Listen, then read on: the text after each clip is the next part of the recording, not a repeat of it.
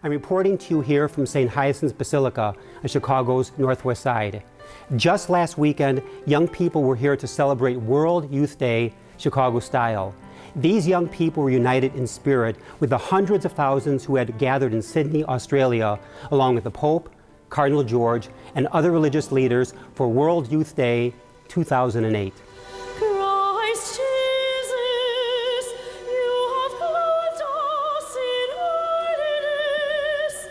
World Youth Day events in Australia began with the opening Mass in Barangaroo, celebrated by Cardinal George Pell, Archbishop of Sydney.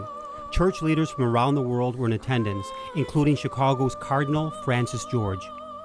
It's great to see him surrounded by the people who this is all about, the youth of the world. 2 days later, tens of thousands of people gathered in and around Sydney Harbor to welcome Pope Benedict XVI. A procession of boats made for an impressive arrival. More than 200 pilgrims from Chicago were among the worshipers for the week-long celebration of World Youth Day in Sydney.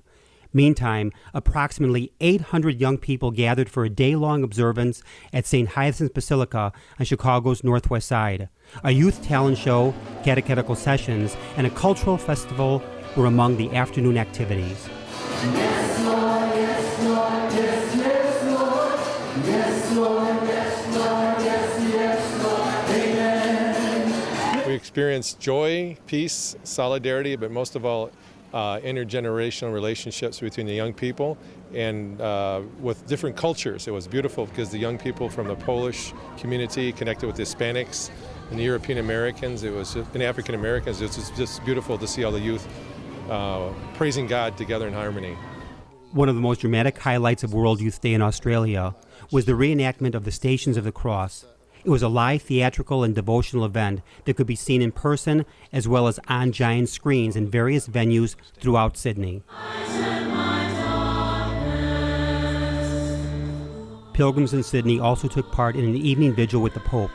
The vigil included music, a candlelight ceremony, a homily by the Pope, and a time for Eucharistic adoration.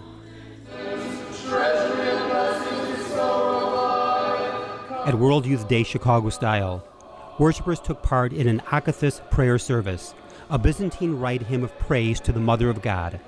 An evening Mass at St. Hyacinth Basilica coincided with the closing Mass in Sydney, Australia. For Chicago area worshippers who did not travel overseas, the local observance was most welcome.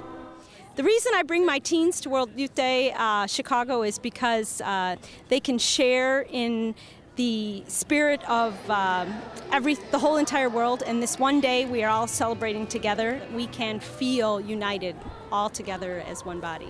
Just being together with a bunch of teens that all have the same beliefs and values as me, and it's really exciting. It just gets me pumped up, and I love doing this sort of thing, just feeling God within you on your level.